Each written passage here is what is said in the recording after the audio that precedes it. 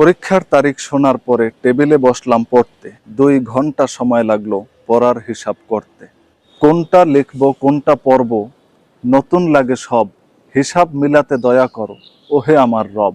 হিসাব করতে বসলাম এবার দৈনিক একটা বই, প্রথম পৃষ্ঠা উল্টাতেই যেন অজ্ঞান হয়ে রই। এবার একটু সিরিয়াস হয়ে পড়াই দিলাম মন, অবাক হয়ে তাকিয়ে আছে আত্মীয় স্বজন। বলে পড়তে বসছিস ভাই, মোবাইলে কি চার্জ নাই? আরে পড়া শুরু করছি আমি, এ প্লাস যেন পাই। মোবাইল এবার হাতে নিলাম ক্যালকুলেটরের জন্য, নোটিফিকেশনে তাকিয়ে দেখি ফ্রি ফায়ারের সৈন্য। 5 মিনিটের জন্য আমি মোবাইলে দিলাম মনটা, ঘড়ির দিকে তাকিয়ে দেখি হয়ে গেল 3 ঘন্টা।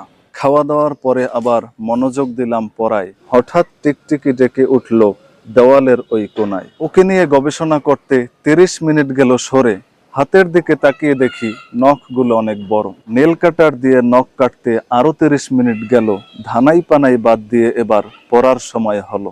10টার সময় পড়াশোনা শুরু করলাম, ব্যাস ঘন্টা খানেক পড়ার পরে টাইম মাত্র 10টা 5। পড়ার সময় ঘড়ি হয়তো আস্তে চলে যত, মোবাইল টিপলে ঘড়ি তখন দৌড়ায় বাঘের মতো। এমনই দিনক্ষণ চলতে চলতে পরীক্ষা আগামীকাল, মায়ের থেকে সালামি পেয়েই খুশিতে মাতাল।